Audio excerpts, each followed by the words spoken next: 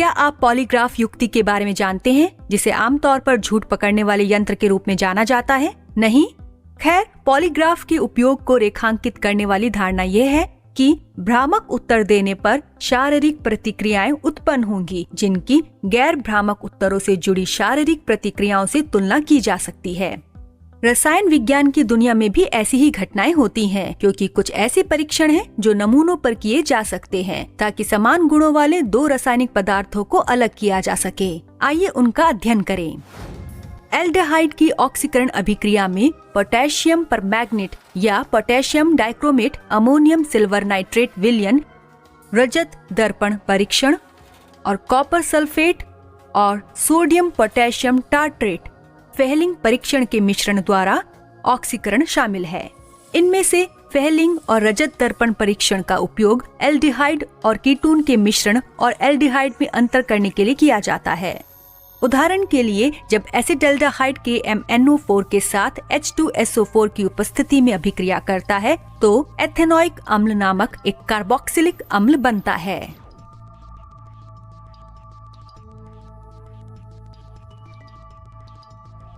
कृपया ध्यान दें कि इस प्रकार बनने वाले कार्बोक्सिलिक अम्ल में मूल एल्डिहाइड के समान कार्बन परमाणु होते हैं। रजत दर्पण परीक्षण या टॉलिन परीक्षण एल्डिहाइड की एक अन्य ऑक्सीकरण अभिक्रिया है और प्रयोगशाला में उनका पता लगाने का एक उपयोगी तरीका है। कीटोन इस परीक्षण को नहीं दर्शाते हैं। टॉलिन अभिकर्मक एक अमोनियम सिल्वर नाइट्रेट का विलयन है और इसे प्रयोगशाला में हमेशा परीक्षण शुरू करने के लिए तैयार करते हैं। इस नए टॉलिन अभिकर्मक अर्थात अमोनियम सिल्वर नाइट्रेट विलयन को एल्डिहाइड जैसे कि एसिटाल्डिहाइड युक्त फ्लास्क में डालें और इसे गर्म जल स्नान में रखकर गर्म करें।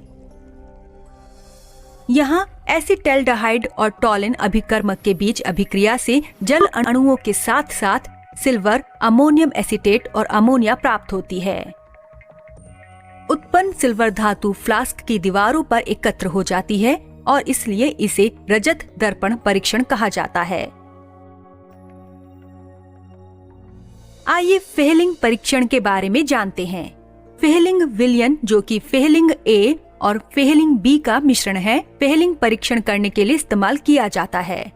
फेहलिंग A कॉपर सल्फेट का एक क्षारीय विलयन है, जबकि Fehling B sodium potassium tartrate या सोडियम हाइड्रोक्साइड में रोशेल लवण का विलयन है। फेहलिंग परीक्षण करने के लिए एक परख नली में फेहलिंग A और फेहलिंग B विलयनों की समान मात्रा मिलाएं।